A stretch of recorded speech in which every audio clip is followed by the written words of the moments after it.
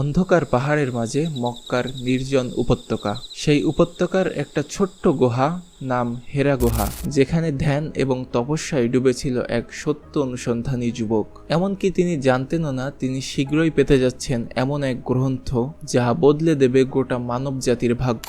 বলছিলাম আমাদের প্রিয় নবী হযরত মুহাম্মদ সাল্লাল্লাহু আলাইহি ওয়াসাল্লামের কথা। পৃথিবীর ইতিহাসে যারা এ বিশ্বকে বদলে দিয়েছেন, যেমন ধর্মীয় নেতা, দার্শনিক কিংবা বিজ্ঞানী, তাদের সকলের ভেতরই একটা বিশেষ শক্তি ছিল, যেটার নাম হচ্ছে চিন্তা শক্তি বা মেডিটেশন। মানুষের সবথেকে বড় শক্তি তার বাহুতে নয়, বরং তার মস্তিষ্কে। বিশ্ব ইতিহাসে যারা এই পৃথিবীর মোড় ঘুরিয়ে দিয়েছে, তারা শুধুমাত্র একটি জিনিসের মাধ্যমেই এটা করতে পেরেছে, আর সেটা হলো গভীর চিন্তা শক্তি। আজকের ভিডিওতে আমরা জানবো কিভাবে মহান ব্যক্তিত্বরা শুধুমাত্র তাদের চিন্তা শক্তি এবং ধ্যান দিয়েই এই গোটা বিশ্বকে বদলে দিয়েছেন।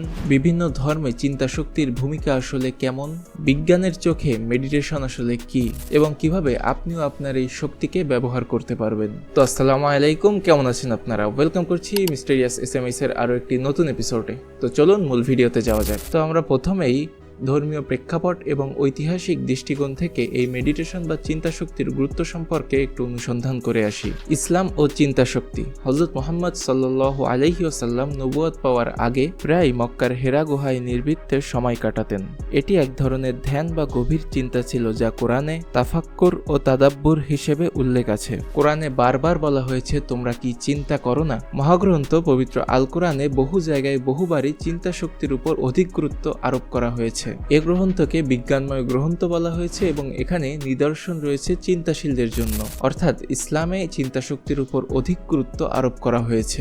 এবার আসা যাক বৌদ্ধ ধর্মে। গৌতম বুদ্ধ দীর্ঘ ধ্যানের মাধ্যমে জীবনের সত্য আবিষ্কার করেছিলেন। 49 দিন বোধি গাছের নিচে বসে তিনি আলোকপ্রাপ্তি লাভ করেন।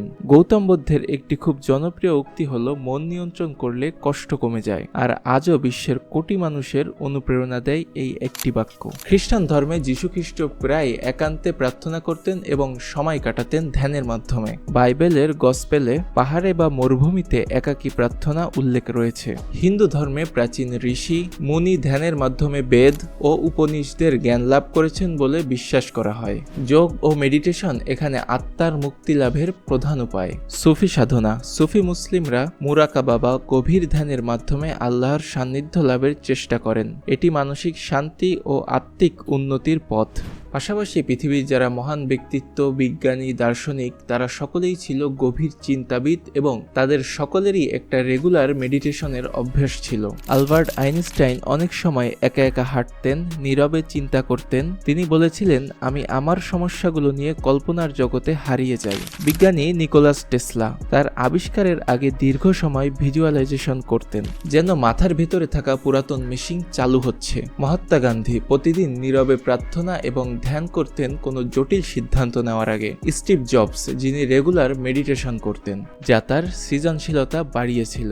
দালাই লামা দিনে 4 থেকে 5 ঘন্টা ধ্যান করতেন, যা তার মানসিক স্থিতি ও সৃজনশীলতার বিকাশ ঘটাতো। তো চলুন এবার জেনে আসি চিন্তা শক্তি বা মেডিটেশন সম্পর্কে আসলে আধুনিক সায়েন্স বা বিজ্ঞান কি বলে। নিউরোসায়েন্স প্রমাণ করেছে, নিয়মিত মেডিটেশন মস্তিষ্কের প্রিফ্রন্টাল কর্টেক্সকে শক্তিশালী করে, যা মনোযোগ, সিদ্ধান্ত গ্রহণ ও আবেগ নিয়ন্ত্রণে সাহায্য করে। মেডিটেশন কর্টিসল বা স্ট্রেস হরমোন কমায়, ফলে মনের চাপ হ্রাস পায়। দীর্ঘমেয়াদী মেডিটেশন চিন্তা শক্তি, সৃজনশীলতা এবং মানসিক প্রশান্তি বৃদ্ধি করে। তো এইসব উদাহরণ এবং বৈজ্ঞানিক প্রেক্ষাপট বিশ্লেষণ করে আমরা এই সিদ্ধান্তে উপনীত হতে পারি যে মেডিটেশন আমাদের জীবনে কতটা গুরুত্বপূর্ণ। তো এবার আসুন কিভাবে এই মেডিটেশন আমাদের বাস্তব জীবনে অ্যাপ্লাই করতে পারি সে বিষয়ে একটু জেনে আসি। মেডিটেশনের যেমন গুরুত্ব রয়েছে আমাদের জীবনে, ঠিক তেমনই এটা যদি শুরু থেকে আপনি দীর্ঘক্ষণ করতে থাকেন, তাহলে এটার বেশ কিছু সাইড ইফেক্টও রয়েছে। তাই মেডিটেশনের শুরুর দিকে মাত্র দিনে 5 মিনিট করে শুরু করতে হবে।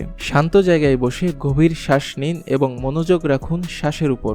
ধীরে ধীরে সময় বাড়ান, যেমন 10 মিনিট, 20 মিনিট, এরপর 30 মিনিট, এভাবে বাড়াতে থাকুন। এবং এই মেডিটেশনের মাধ্যমে অর্জিত আপনার ভাবনা চিন্তা নোটবুকের মাধ্যমে সংরক্ষিত রাখুন। আর এভাবেই আপনি আপনার মেডিটেশন যাত্রা শুরু করতে পারেন, যা আপনার চিন্তা শক্তির বিকাশে সহায়তা করবে। মহান ব্যক্তিরা জন্মগতভাবেই মহান হয়নি, তারা মনকে সানিয়েছে, চিন্তাকে গভীর করেছে, আত্মাকে শান্ত করেছে।